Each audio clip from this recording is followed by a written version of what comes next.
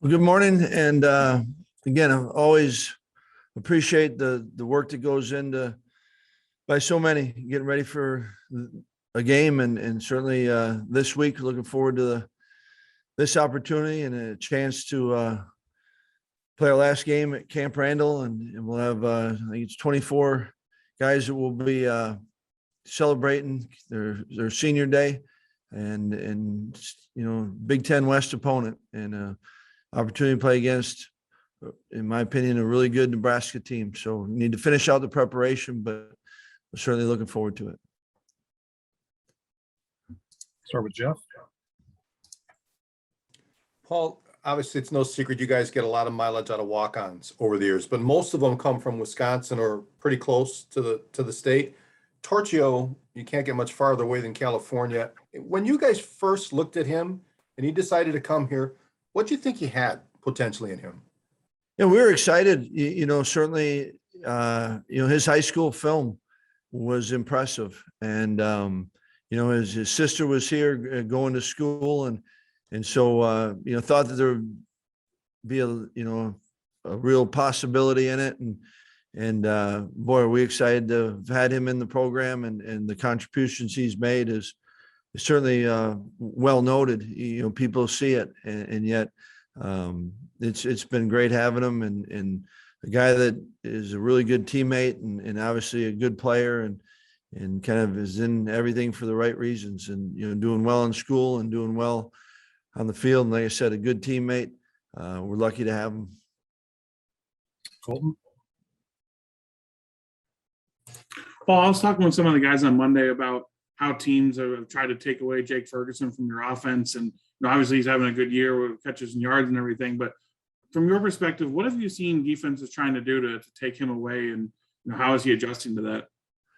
Well, I think that, Ferg's been doing a good job of adjusting and certainly, there's a number of different ways that teams have done it kind of within their own schemes. And, I think he's certainly well aware of it. And each week you anticipate there being different ways that they're going to try to double team him or do some things to make his world a little bit tougher. But, Ferg's seen it. And, I think one of the things that he does well is he goes out and he plays the game. And so he's got an ability to adjust to things.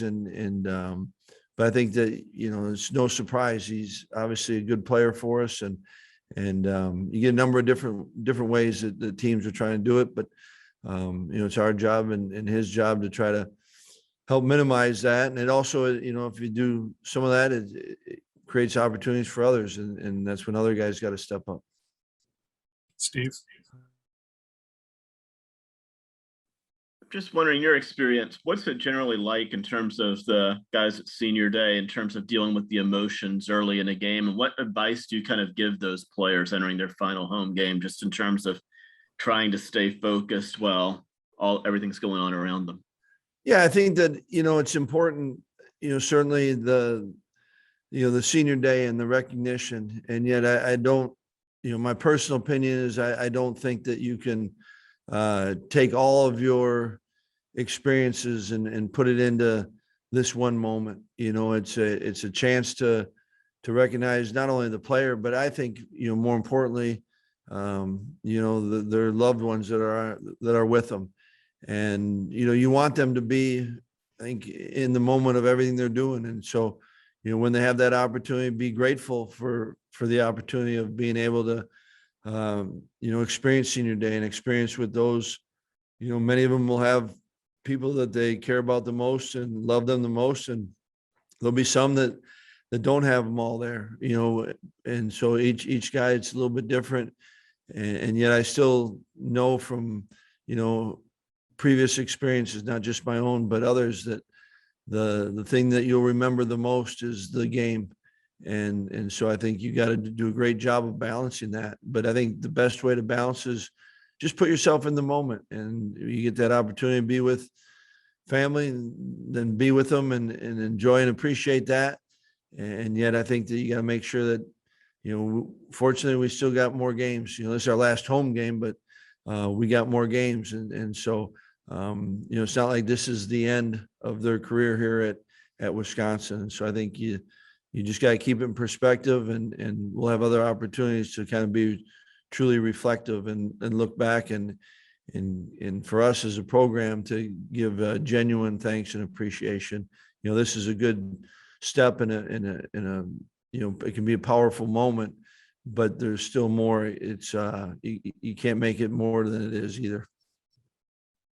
Back to Colton. Well, I know he's been around for a while, but what has Brian Lund given you guys as a head trainer for the last 5 years? Because overall, the team's been, you know, healthy to as healthy as you can be in a college football season. Yeah, no, I mean, you appreciate the work that Brian puts in, and you know, Brian and his staff, you know, a big part of it is, you know, they are part of the football family, and you know, we're going to spend a lot of time all together, and I think they generally, you know, Brian certainly does. They care about each individual, and they're going to do their part. We all have different roles, but you know, the best thing that we can do, and I think Brian does a nice job of, you know, kind of championing his role, and how can he do all that he can to help guys, whether it's to stay on the field or if it's, you know, they're missing a little bit of time, how do you help them get back? And I think he generally cares about each individual, and then is also good at what he does.